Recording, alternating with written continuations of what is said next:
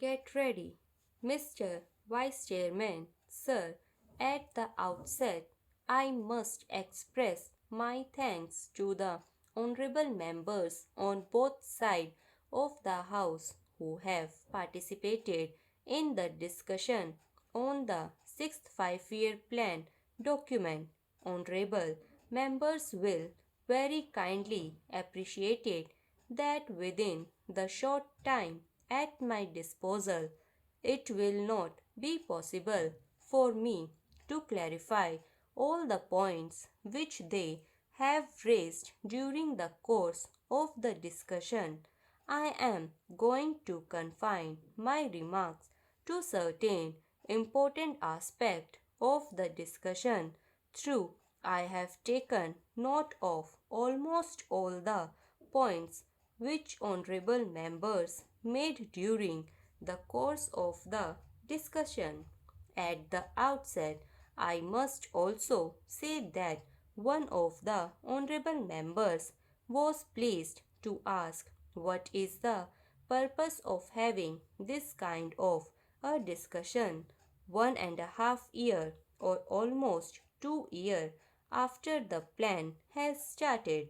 I do not know whether honorable member do recollect that my predecessor Mr. Tiwari had circulated a note to all the members of this house, particularly about the sixth plan framework, and he expected that the honorable members will be able to send their remarks to the minister and also to the planning commission so that before the draft document of the sixth plan is prepared and finalized, their views could be taken into account. How many members sent this kind of information is a matter which I will have to inquire into, but that exercise was gone into and now the plan was finalized in February 1981, and thereafter we have taken the earliest possible opportunity to see that the plan is discussed in both the houses. Sir, I am aware of the fact that the international situation and also the internal situation in which this sixth five-year plan has been finalized will definitely have some kind of an impact on the plan document as it was prepared and how we will be succeeding in trying to avoid the adverse effect it might have on the achievement of the physical target that we have set for ourselves at the end of the sixth five-year plan. Sir, there are 3 points which were mentioned by all the honorable members. The first was that the plan was prepared with 1979-80 as the base year, and thereafter there has been a price rise of the considerable order.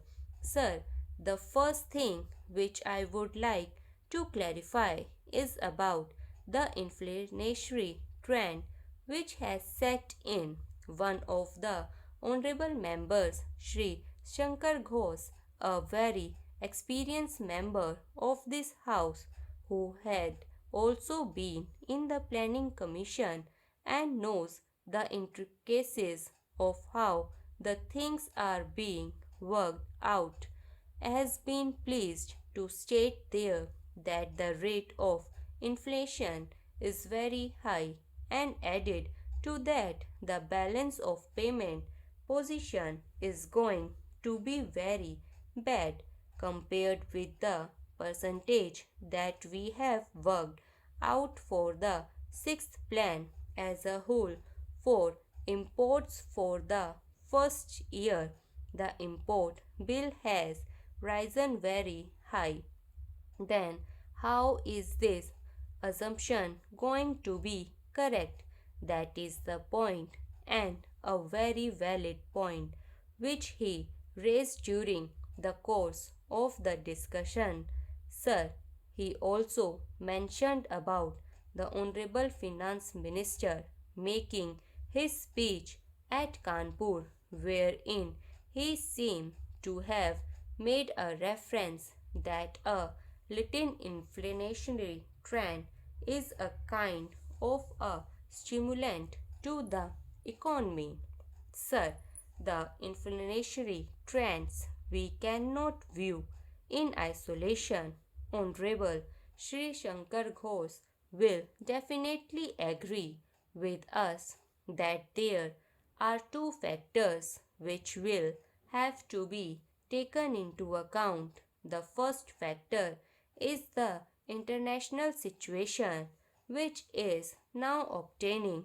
Secondly, whether we like it or not, we have to import the oil products. If they are to be imported, can we take a serious view of the situation? That is a thing which I am sure most of the honorable members there will be able to appreciate. The second aspect is, why is it that we have such a high import bill in 1980-81 when the plan itself commenced, and when we are talking in terms of 9% immediately in the very first year it jumped? I am sure that most of the honorable members are aware of the fact that it is on account of the kind of legacy and this government got. I would like to delegate an agricultural product had gone down. Even in the industrial sector, there was a decline of 1.4%. The coal production had considerably gone down in terms of production, and the electricity generation was at lowest.